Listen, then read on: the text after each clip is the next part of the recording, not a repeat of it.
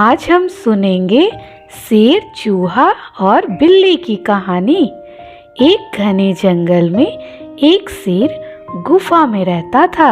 हर रोज वह शिकार करने के लिए जंगल में जाता और वापस गुफा में आकर आराम किया करता था। एक दिन कहीं से एक चूहा उस गुफा में आ गया और बिल बनाकर रहने लगा। जब भी शेर आराम कर रहा होता, चूहा बिल से निकलता और शेर के घने बालों को कुतर जाता। जागने के बाद शेर को जब अपने कुतरे हुए बालों पर नजर जाती तो वह गुस्से से आग बबूला हो जाता। बलशाली होने के बावजूद भी वह चूहा जैसे छोटे से जीव का कुछ नहीं कर पा रहा था। जब भी वह उसे पकड़ने का प्रयास करता, वह तेजी से अपने बिल में घुस जाता। वह शेर क्रोध से दांत पीसता रह जाता। एक दिन शेर ने सोचा, इस छोटे से जीव पर अपनी ऊर्जा व्यर्थ करने का कोई फायदा नहीं है। इसे पकड़ने के लिए इसका ही कोई परम शत्रु लाना चाहिए। और वह गांव जाकर बहला फुसलाकर एक बिल्ली ले आया। हर रोज शेर बिल्ली के लिए ताजी मछलियां लाया करता था और प्यार से उसे खिलाता। बदले में बिल्ली शेर के आराम के समय चौकसी करती। बिल्ली के रहते हुए चूहा डर के मारे बिल में घुसा रहता। शेर अब निश्चिंत होकर सोने लगा। बिल्ली रोज ताजी मछलियां खाकर हष्ट पुष्ट होने लगी। इधर चूहा बिल में घुसा घुसा कमजोर हो चला था।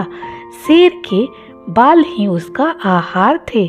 आखिर वो कब तक भूखे प्यासे बिल में पड़ा रहता। भूख से व्याकुल होकर एक दिन वो बिल से निकल ही आया। शेर उस समय सोया हुआ था और बिल्ली पास ही बैठकर मछली खा रही थी। चूहा बिल्ली को चकमा देकर शेर के पास जाने का प्रयास करने लगा, पर बिल्ली होशियार थी। उसने अपनी होशियारी से चूहे को अपने पंजे में दबोच लिया और मारकर खा गई। बिल्ली खुश थी।